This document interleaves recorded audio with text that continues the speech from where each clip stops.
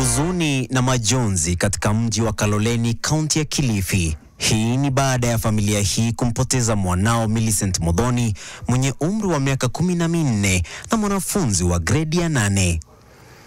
Mamake Millicent, Evelyn Kambura, amesema kuwa alikuwa na shauku kuhusu jinsi mhudumu wa afya alivyokuwa akifanya shughuli za kumtibu mwanawe. Nikamuuliza mbona weka mtoto haumweki lining? Ili ndio weke hiyo dawa. Akaniangalia, hakunijibu. Yes. Sasa akachukua dawa sasa, akamwekea na akasukuma yote ikamalizika. Mamake anasema matukio yaliyofuata ni ya kusikitisha. Ikimalizika ile dawa, mtoto wa collapse hapo. Mimi nikapiga nduru, nikapigia babake simu. Akaniambia usijali, hii ni reaction ya inda.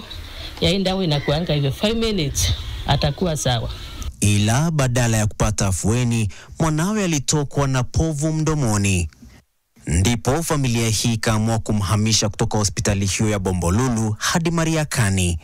Walipofika na madaktari kuanza kufanya ukaguzi wao, ndipo walipojulishwa kuwa mwana wao amefariki. Na huzuni mkubwa sana kuondoka na mtoto ambaye umemlea mpaka kafikisha miaka 13 na ndio ile nyota yake iko karibu kufunguka. Kulingana na ripoti ya upasuaji wa mwili wa mwenda zake, Millicent alifariki kutokana na povu kuziba sehemu za kupumulia. Kulikuwa na kuzembea kwingi kwa madaktari kwa sababu lile povu ndio liliweza kumziba yule mtoto akashindwa kupumua na ikawa sasa tukaweza kumpoteza. Kwa hivyo angeweza kushughulikiwa kupewa first aid, angeweza kuokolewa maisha yake.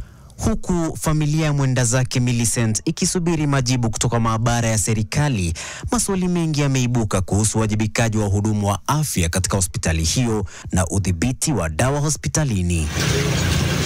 Victor Ngaroya,